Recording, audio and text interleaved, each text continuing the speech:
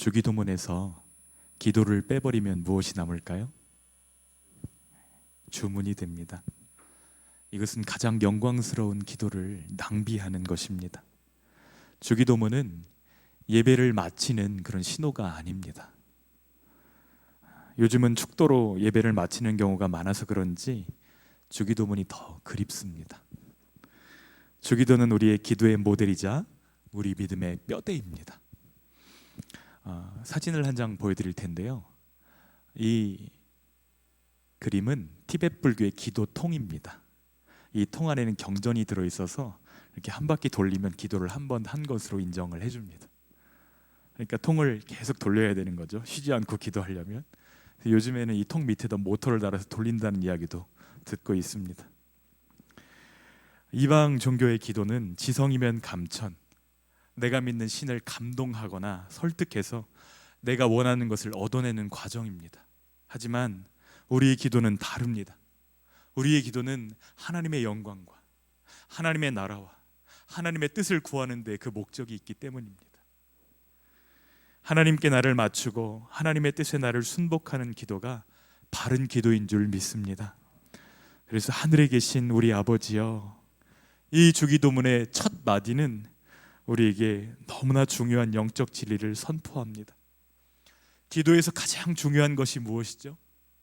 기도를 들으시는 분, 우리 기도의 대상이 가장 중요합니다. 그런데 주님은 우리 기도의 대상에 대해서 정확하게 알려주고 계십니다. 예수님은 기도의 첫 마디를 하늘에 계신 우리 아버지여 이렇게 시작하라고 제자들에게 그 기도를 가르쳐주고 계십니다. 그런데 이 아버지라는 호칭이 가볍지가 않습니다. 왜 그런가 하냐면 하나님을 아버지라고 부르는 것은 유대인들에게 있어서는 돌에 맞을 만한 신성모독의 죄이기 때문에 그렇습니다. 그러므로 하나님을 아버지라고 부르는 것은 목숨을 걸어야만 고백할 수 있는 말이었습니다. 예수님이 십자가에 달리셨던 이유 가운데 하나도 아버지의 이름을, 하나님을 아버지라고 불렀던 그 죄가 포함되어 있습니다. 그럼에도 예수님은 말씀하십니다. 하나님은 아버지시다. 아버지이신 하나님께 기도하라, 이렇게 말씀하고 계십니다. 유대인들이 기도의 대상으로 삼았던 하나님은 어떤 분이십니까? 유대인들이 섬기는 하나님은 너무나 멀고 너무나 두려운 하나님이십니다. 그들은 1년에 한 번 대제사장이 피를 가지고 지성소에 들어가서 만나 뵙는 거룩한 존재가 하나님이었습니다. 서기관들이 성경을 필사하다가도 하나님의 이름이 나오면 가가지고 목욕을 하고 나옵니다. 하나님의 이름이 많이 나오는 장들은 어떻게 했을까요? 계속 목욕을 하고 나오는 거예요. 붓이 있으면 이전에 쓰던 붓을 꺾어버리고 새 붓으로 하나님의 이름을 썼습니다. 그 이름을 쓸 때는 언제나 새 붓을 가지고 와서 하나님의 이름을 썼습니다. 심지어 그 이름을 발음하는 것조차도 두려워해서 나중에는 그 이름을 발음하는 방법 자체를 잃어버렸습니다. 한글 성경에도 우리가 읽고 있는 성경은 여호와 이렇게 번역했지만 공동 번역이나 이런 성경들을 보면 야훼 이렇게 번역이 되어 있죠. 그 음가를 정확하게 알 수가 없습니다. 그런데 유대인들은 그 이름을 부를 수도 없습니다. 아도나이 이렇게 하나님을 부릅니다. 그러나 예수님은 우리에게 말씀하십니다. 하나님을 오해하지 마십시오. 하나님은 우리의 아버지이십니다. 이렇게 이야기하는 것이죠. 한번 따라서 해주실래요? 하나님은 우리 아버지이십니다. 왜 예수님께서는 하나님을 우리 아버지라고 부르라고 명하셨는지 하이델베르크 유리문답이 너무나 잘 정리하고 있습니다. 제가 120문 문제를 읽으면 여러분이 한번 잘 보이시는지 모르겠지만 한번 답을 한번 읽어주시면 좋겠습니다. 그리스도께서는 왜 하나님을 우리 아버지로 부르라 명하셨습니까? 그리스도께서는 기도의 첫 머리에서부터 우리 마음에 하나님께 대하여 어린 아이와 같은 공경심과 신뢰를 불러 일으키기를 원하셨는데 이것은 우리의 기도의 기초입니다. 하나님께서는 그리스도로 말미암아 우리의 아버지가 되셨으며 우리가 믿음으로 구하는 것에 대해서는 우리 부모가 땅의 좋은 것들을 거절하지 않는 것보다 훨씬 더 거절하지 않으실 것입니다. 그러면 하늘에 계신 이라는 말이 왜 덧붙여졌습니까? 다음 슬라이드를 하나 보여주실래요? 네. 한번 답을 읽어주시겠어요? 시작. 하나님의 천상의 위엄을 땅의 것으로 생각지 않고 그의 전능하신 능력으로부터 우리의 몸과 영혼에 필요한 모든 것을 기대하도록 하기 위함입니다. 아멘. 어린아이가 아빠하고 부를 때 그 아빠의 이미지는 거의 슈퍼맨과 같습니다. 아빠의 이름을 부르면 모든 것이 해결되고 아빠의 이름을 부르면 아빠가 채워주기 때문에 그렇습니다. 자녀들은 아빠가 있는 곳이면 언제든지 나아갈 수 있습니다. 제 사무실에 들어올 때도 어떤 분들은 노크를 하고 밖에서 부르고 기다려서 문을 열어주면 들어오시는 분들이 있지만 저희 아이들은 그렇게 들어오지 않더라고요. 자기들이 문을 열고 들어오고 편안하게 들어오고 허락받지 않고도 아무 때나 들어옵니다. 면담 예약이나 비서의 일정 조정이 없이도 대기업 회장의 집무실에 들어갈 수 있는 사람이 있다면 그 회장의 자녀일 것입니다. 이처럼 온 우주를 지으신 하나님이 우리의 아버지이십니다. 그래서 우리는 어느 때든지 하나님의 보좌 앞에 담대히 나아갈 수 있는 것입니다. 히브리서 4장 16절 말씀을 우리 함께 읽겠습니다. 시작. 그러므로 우리는 긍휼하심을 받고 때를 따라 돕는 은혜를 얻기 위하여 은혜의 보좌 앞에 담대히 나아갈 것이니라. 아멘. 아버지께서는 그 자녀를 기뻐하십니다.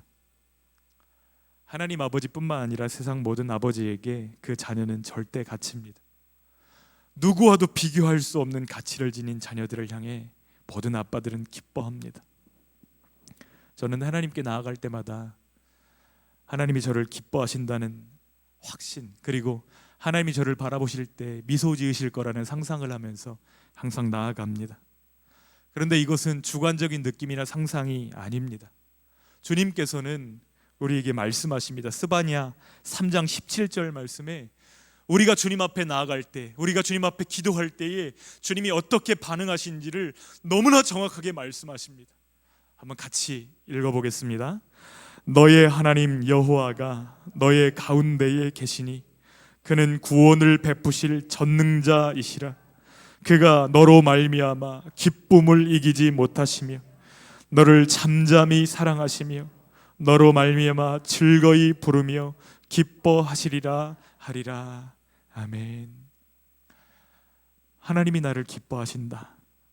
심지어는 내가 하나님을 노래할 때에 그 하나님도 나를 향해서 노래하신다. 이 사실을 깨닫고 나니 이것이 너무나 즐거웠습니다. 너무나 기쁘고 너무나 감사해서 이 말씀을 두 글자로 요약을 했습니다. 그것이 저희 첫째 아이의 이름입니다. 하나님이 노래하신다.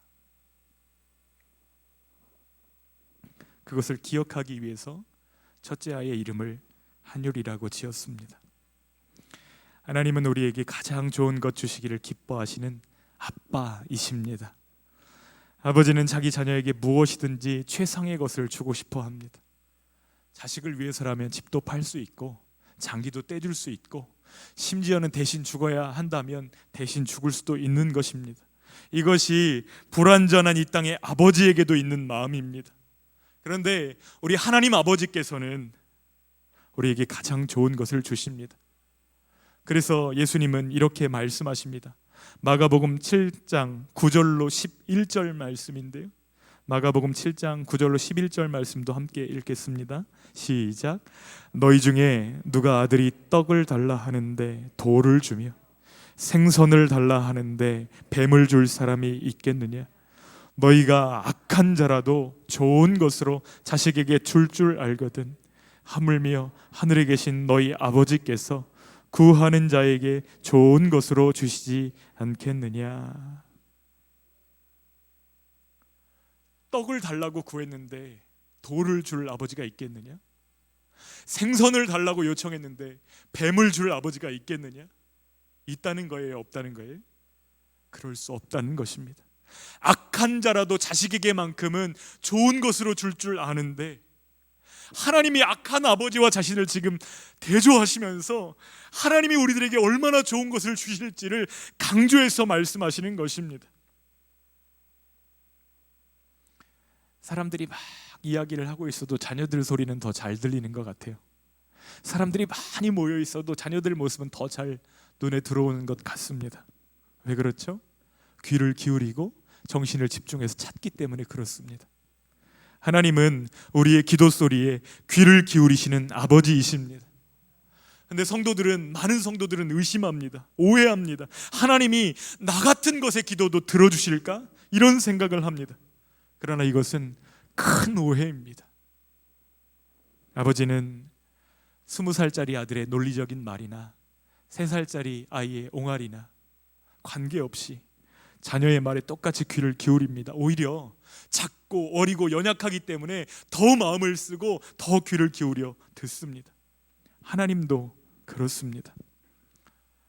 기도의 응답으로 말씀해 주시잖아요. 우리가 처음 기도를 배우기 시작할 때, 정말 어리고 약하고 부족할 때 하나님 앞에 생각만 해도 들으실 때가 있잖아요. 그렇게 우리에게 하나씩 하나씩 기도를 가르쳐 주시잖아요.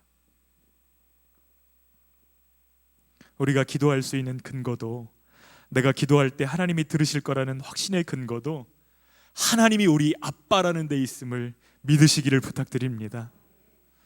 그런데 아버지에 대해서 깊은 상처가 있는 사람은 하나님을 향해 아빠라고 부르는 일이 어려울 수 있습니다.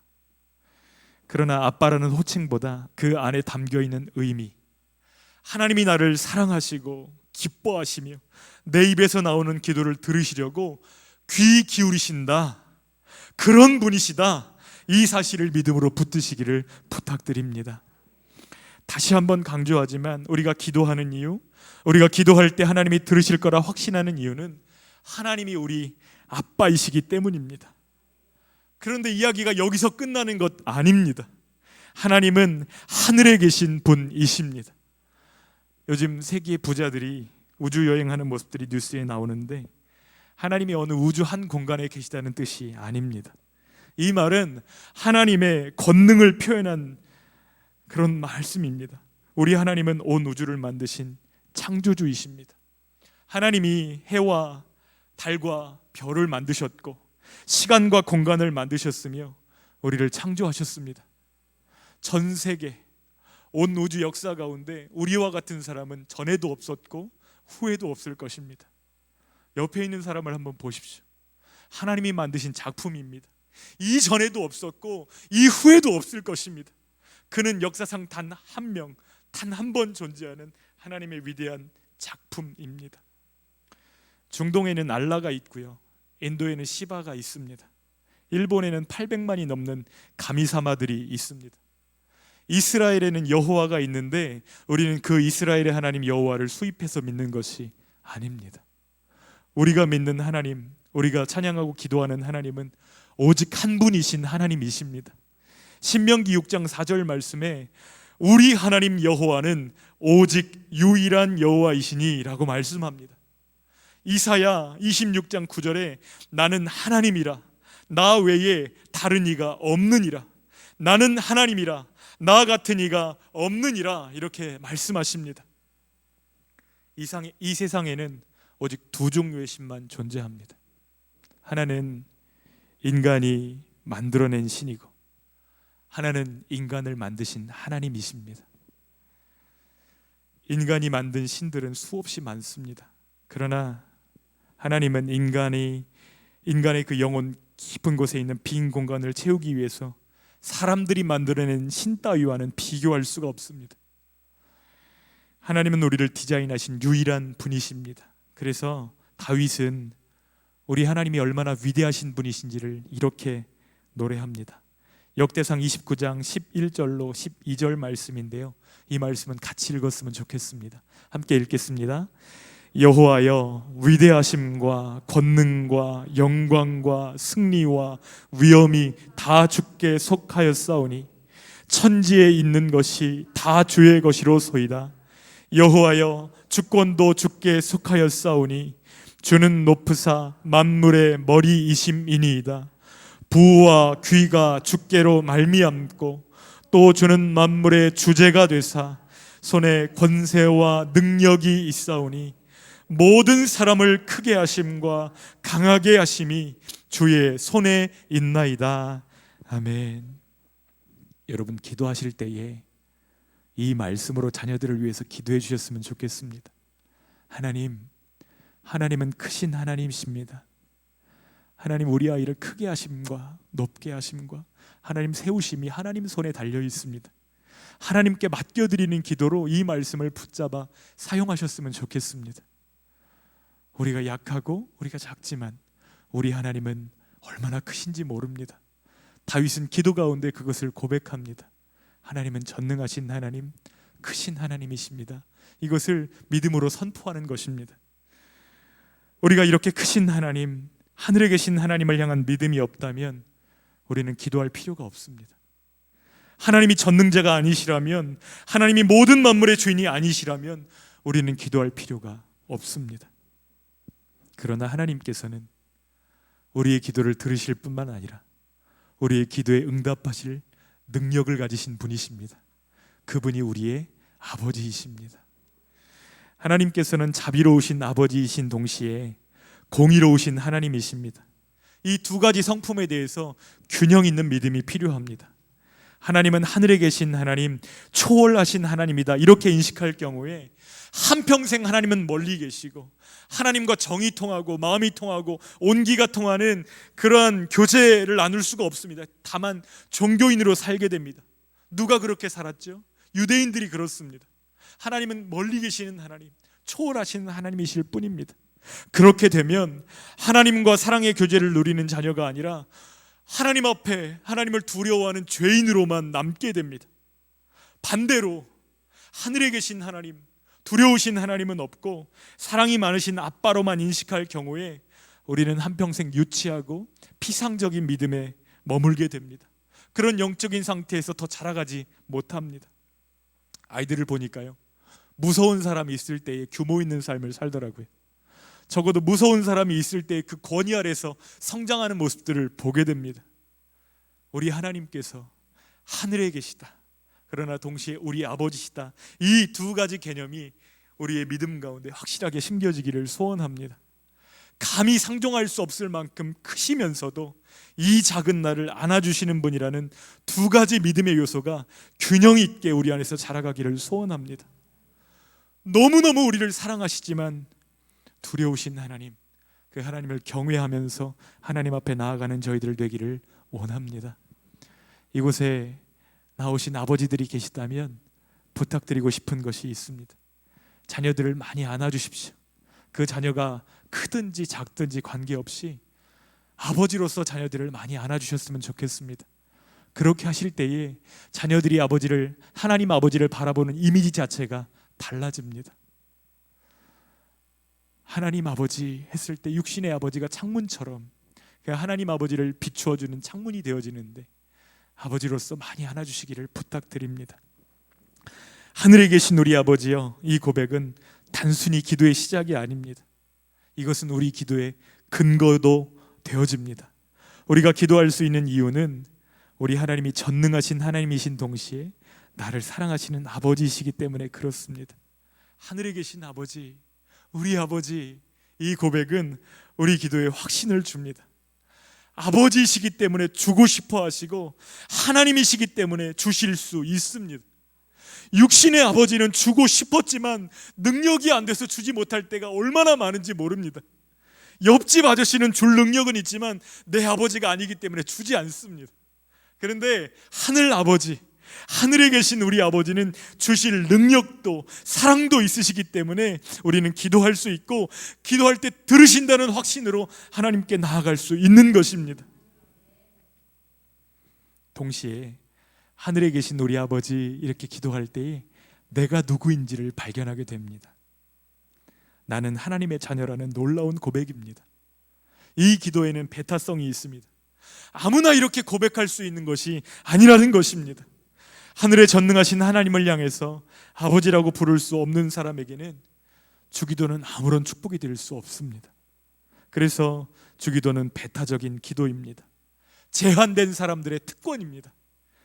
그래서 예수님께서는 말씀하십니다. 누가 하나님의 자녀인가? 예수님은 요한복음 1장 12절에 이렇게 말씀하십니다. 함께 읽겠습니다. 시작. 영접하는 자, 곧 그 이름을 믿는 자들에게는 하나님의 자녀가 되는 권세를 주셨으니. 아멘. 누가 거듭나서 하나님의 자녀 될 수 있습니까? 예수 그리스도를 마음 가운데 영접한 사람입니다. 이 기도의 축복을 누리는 사람이 되려면 먼저 예수님을 나의 구세주와 주님으로 믿어야만 합니다. 예수님을 영접해야만 합니다. 영접하는 자에게 하나님 자녀들은 특권을 주시기 때문입니다. 혹시 아직 이 자리 가운데 예배는 나오시지만 하나님을, 예수님을 나의 구세주와 주님으로 한 번도 인정한 적이 없다면 지금 예수님께 조용히 기도하십시오. 예수님을 나의 구세주와 주님으로 모시고 살고 싶습니다.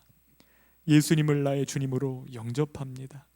내 안에 오셔서 나를 다스려 주시고 나를 떠나지 말아 주세요. 진심으로 여러분 기도하시면 됩니다. 하나님은 우리를 죄에서 구원하시기 위해서 아들을 보내셨습니다. 그 아들의 생명과 죄 많은 우리의 생명을 십자가에서 맞바꾸셨습니다. 이것을 믿음으로 우리는 하나님의 자녀가 되었습니다. 그래서 바울은 이렇게 고백합니다. 로마서 8장 32절에 자기 아들을 아끼지 아니하시고 우리 모든 사람을 위하여 내주시니가 어찌 그 아들과 함께 모든 것을 우리에게 주시지 아니하겠느냐. 가장 좋은 것을 주셨는데 우리가 기도하는 그것을 주시지 않겠느냐? 당연히 주신다는 고백입니다. 하나님은 우리에게 가장 좋은 것을 주시는 분이십니다. 하나님은 우리가 기도하는 그 모든 것에 넉넉히 응답할 준비가 되어 계시는 아버지시라는 고백입니다. 우리가 기도할 때마다 의식해야 될 가장 중요한 진리가 있다면 첫 번째, 하나님이 나의 아버지시다. 두 번째, 나는 하나님 아버지께 기도한다.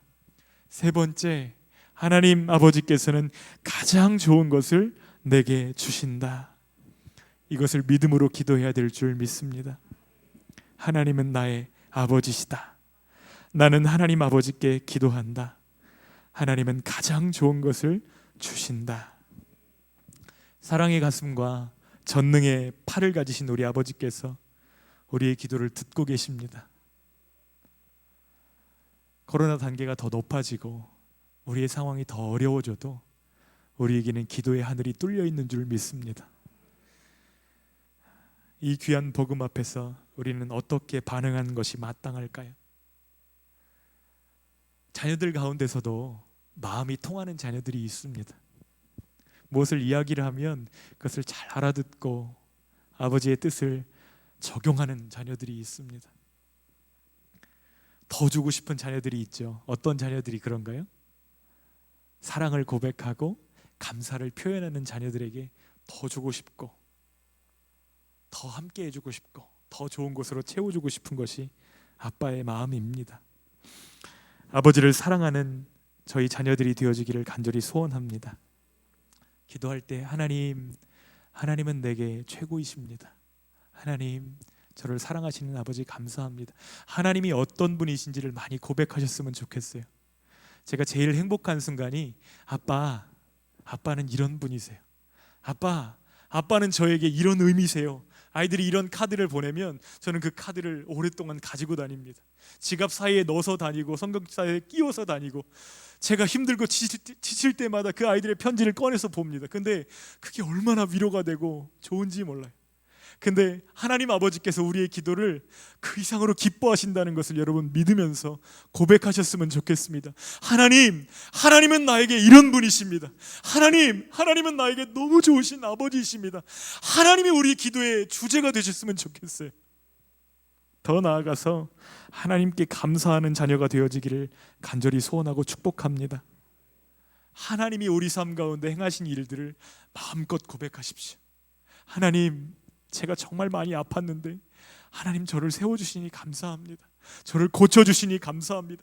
하나님, 다리가 너무너무 아팠는데 다시 예배할 수 있도록 회복시켜 주시니 감사합니다. 하나님께서 여러분에게 행하신 일들을 구체적으로 고백하십시오. 그 일들을 기뻐하시고 하나님께서는 더 큰 응답으로 여러분과 함께 하실 준비를 하실 줄 믿습니다.